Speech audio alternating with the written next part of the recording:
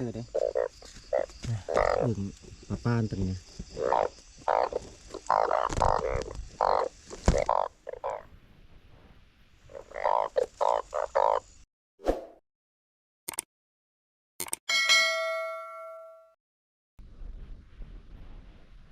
สวัสดีตอนยามมื้อแรกนี่เฮาก็หากะอึ่งนะฝนตกเช้านี่ก็แห้งได้อยู่บ้านเฮาได้นี่เฮาก็ไปนะอาการอยู่ผู้แลแถวไห้ผู้แลการอึ่งนะ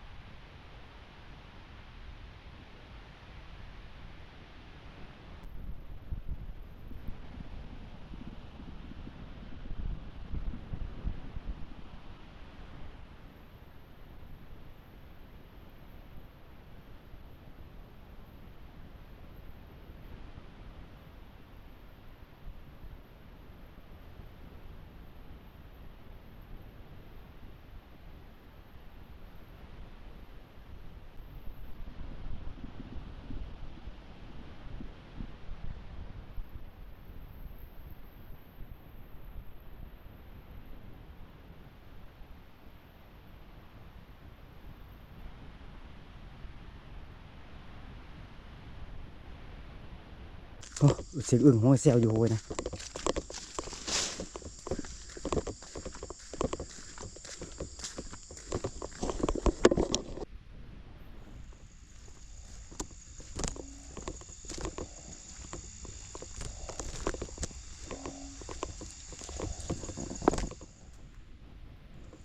อึ่งตัวนี้กะไม่อยู่ตามนี่นะอึ่งนะเบิ่งไผ่เขาเด้ตัวแมงเมากะเมาละกลายได้แมงเมานะมันต้มอึ่งเลยตัวแมงเมาเลย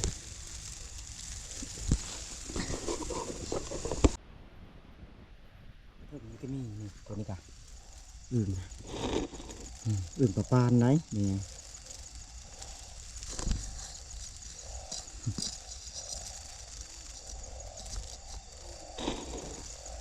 เมากลายได้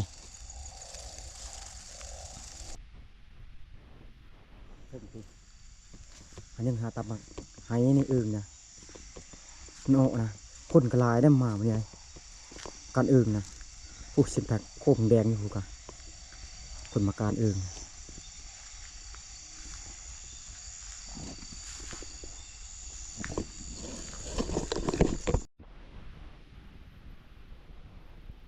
ง่ายนี่น้อยอึ่งอึ่งเลยตัวน้อยตัวนี้ตัวใหญ่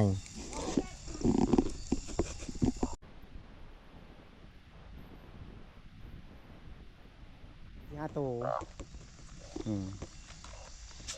โน่ตามนี้อึ่งนะฮันตีเจ็บนะกี่เข็บนะเอาแม่เอาตีเจ็บไหมนี่แม่เจ็บไหม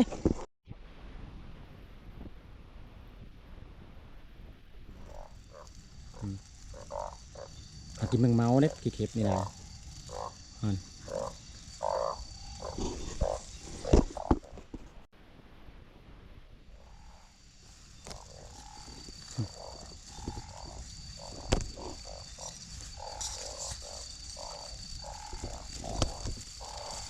ครับดอกมาได้มุมของมันดอกไม้อื่นนะตัวใหญ่ตัวนี้นะถึงกับปลา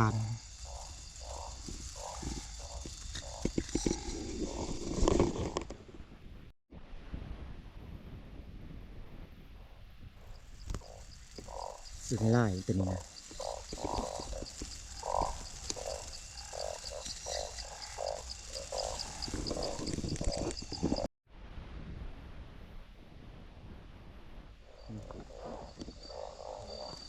พลังอ้อ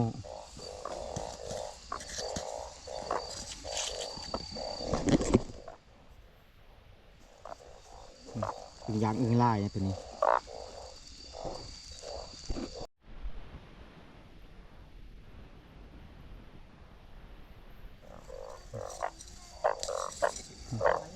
อึ่งไล่ตัวนี้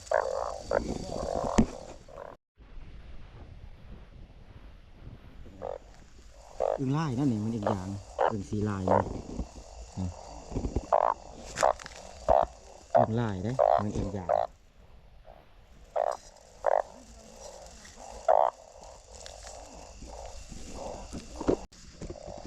ได้ลายแล้วบ่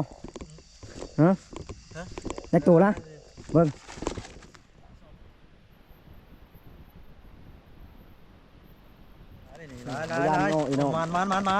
มันได้ไหนคนนั่นอยู่ลงอยู่นาหาน้ำในประเภทอยู่เทิงเลยได้อึ่งนะอยู่น้ำบ่ได้บึ้งหักอ้อนี่มันอยู่ต่ำนี่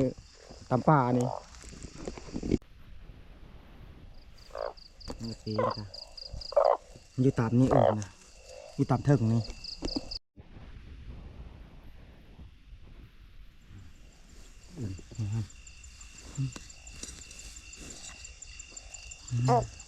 อึ่งกับป้า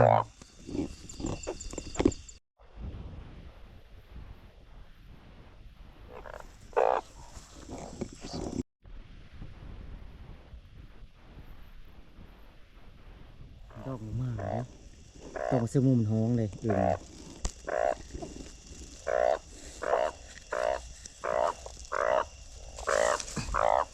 ตัวนี้อึ่งผู้ตัวนี้ชุนไปเยอะเขาแท้ตัวนี้นี่ชุนตะป่าไม้นี่มันดอกมา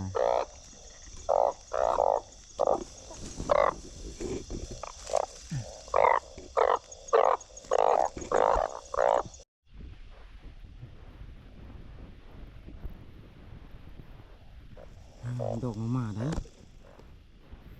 มุมหัวมันดอกมาดิอึ่งนะ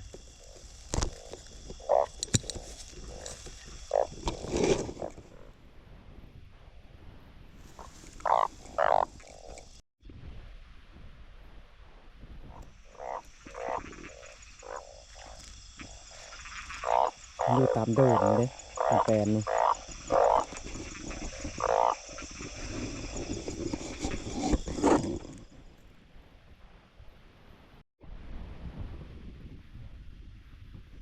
อึ่งลายนั่นตัวนี้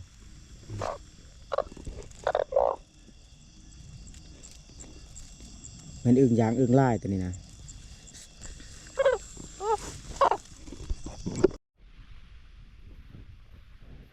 อยู่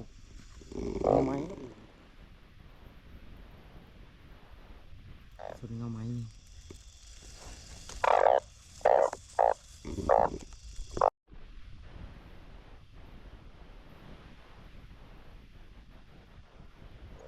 ตึงอยู่ตึงอยู่นี่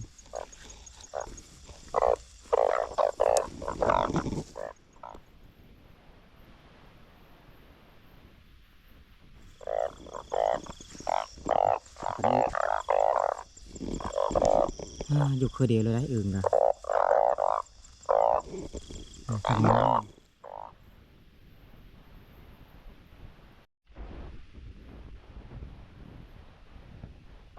อึ่งลายเป็นยังไง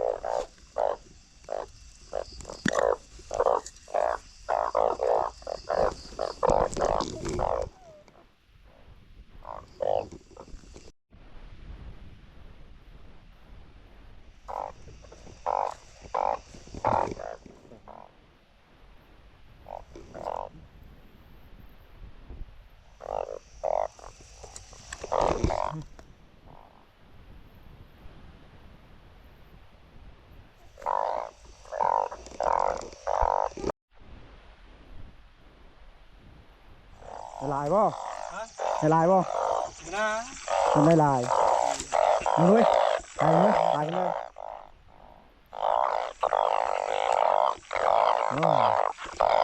มันได้สาวเนาะ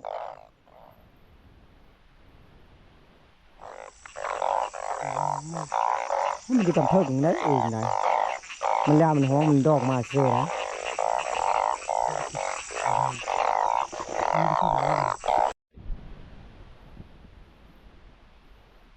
จะได้ลายนี่ดอกไม่รักตัวนี้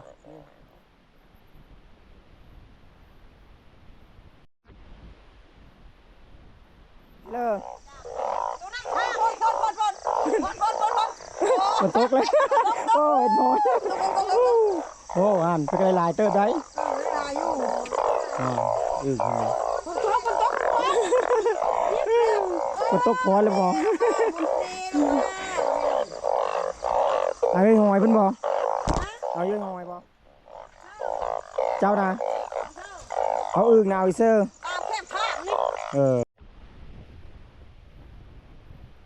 ยากจัง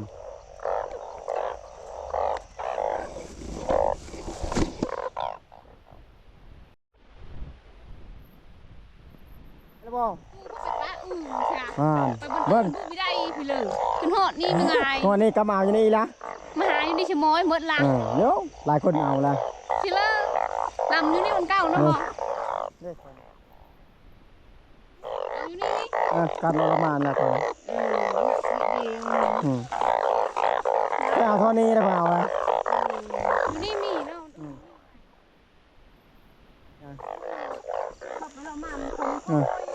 มามันดองขึ้นมาได้มัดดอกมาตะโหยพวกเราลงมามันนุ่มมันห้องเลยมูห้องหลายแต่มันดอกมานะ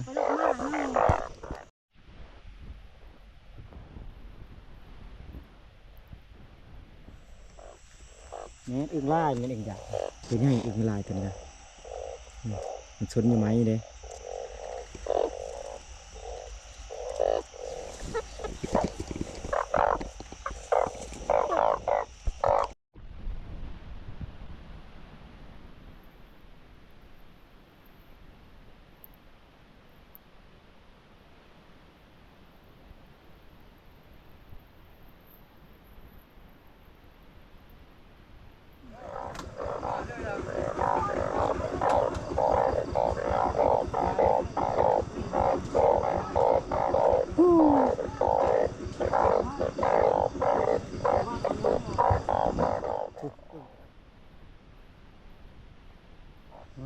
อึ่งอึ่งไล่แล้วนี่ดอกออกมาอึ่งไล่นั่น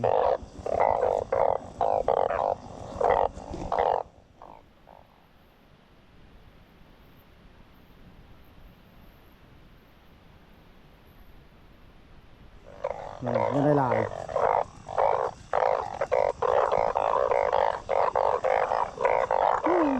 ได้ป่ะโอ้ยจะได้ลายเติมได้หาตาดอกนี่ล่ะเอาเสื้อเจ้านาย เอาพุ่นหอยน้ำตึม เอายุ่นบ่เวลาเติมเนาะ ตึมขึ้นเลย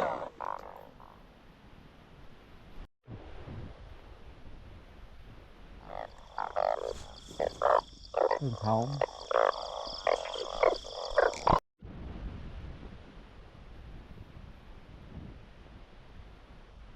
คนเดียว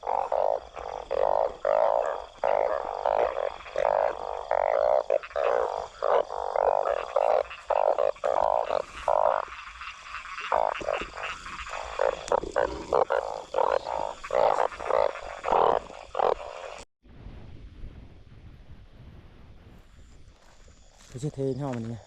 ไม่ใช่เทง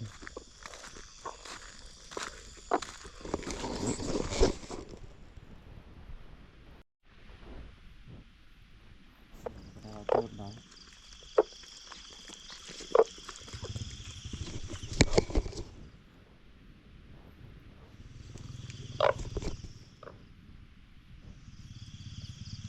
เวลาลายเยอะอื่นนะ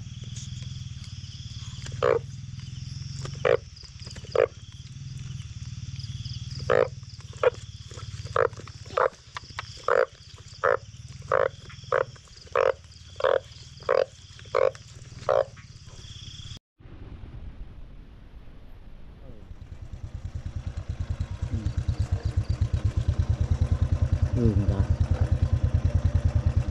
มันอยู่ตามเทิงนะมันอยู่น้ำอึ่งนะอยู่แบบนี้แหละมันอยู่ตามทางนะ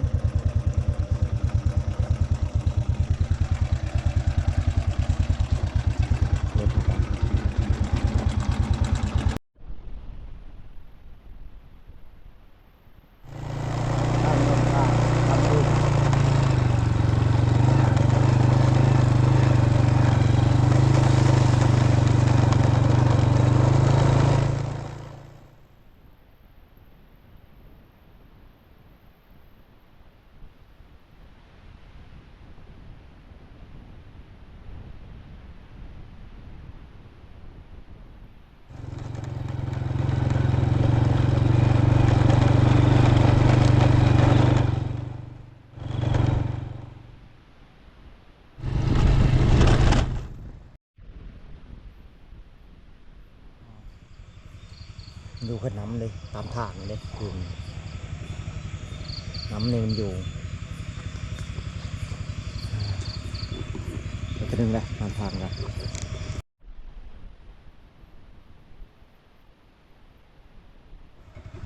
ตัวก็ใหญ่ตัวน้อย